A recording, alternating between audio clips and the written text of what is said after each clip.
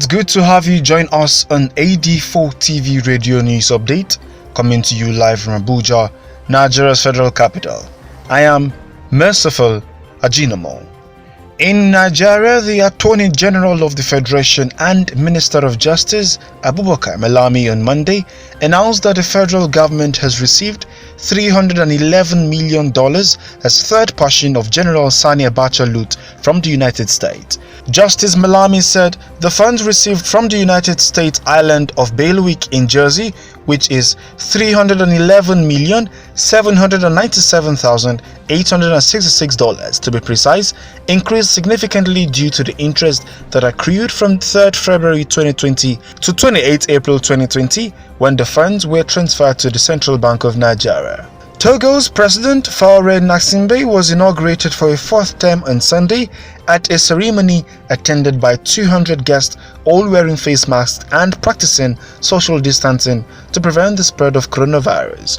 President Gnassingbe won by a landslide in February, extending his 15-year reign by another 5 years.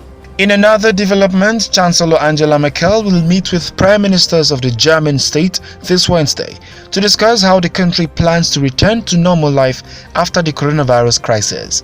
The ministers plan to discuss when schools, including kindergartens, can restart and other day-to-day activities can resume. Germany's Center for Disease Control on Monday recorded the European country's lowest increase in deaths in a 24-hour span since March 25th. Still on the pandemic, South Korea's Minister of Education Yoo Young-hae this Monday said the country will gradually reopen high schools from May 13th, while kindergartens, elementary schools and middle schools will be fully opened by June 1st. He, however, cautioned that schools with confirmed coronavirus cases will be immediately shut to prevent its spread.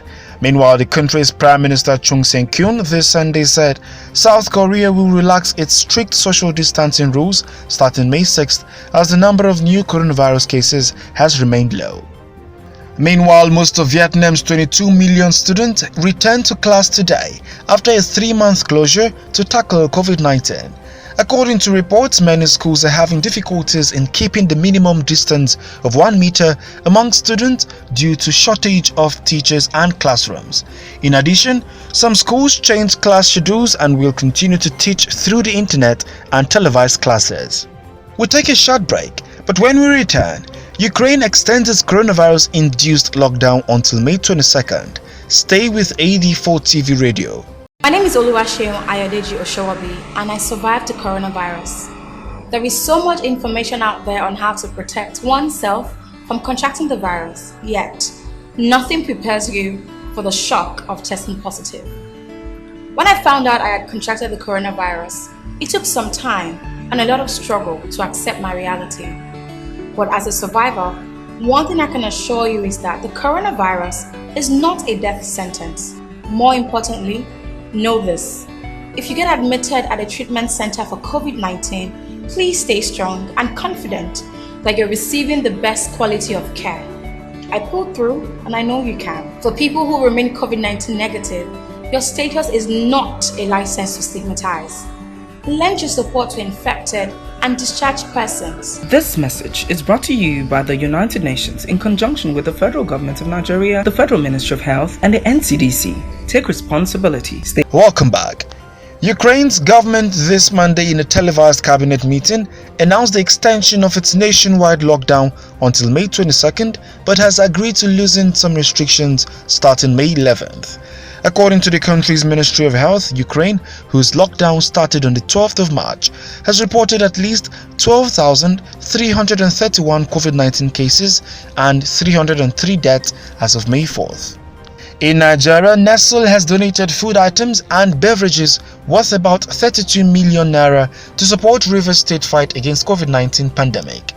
The managing director of Nestle Nigeria, Mauricio Alacon, in Port Harcourt on Monday said the contribution is part of the company's pledge to donate cash and consumables worth 700 million naira to states in Nigeria to reduce hunger during the lockdown. In a similar development, the Bishop of Sokoto Catholic Diocese, Matthew Kuka, on behalf of the diocese on Monday, donated a 30-room hotel to the state to use as an isolation center for COVID-19 cases. A total of 66 cases have been confirmed in the state, 57 active, 8 fatalities, and 1 recovery have been reported. The streets of Abuja, Nigeria were busy this Monday as citizens responded to the gradual easing of the lockdown announced last Monday by President Muhammadu Buhari. Some banks across the Nigerian capital were crowded with customers as they waited to be attended to following 6 weeks of lockdown. That's it on AD4 TV Radio News Update, coming to you live from Abuja, Nigeria's capital. You can join the conversation on our website at www.ad4tvradio.com.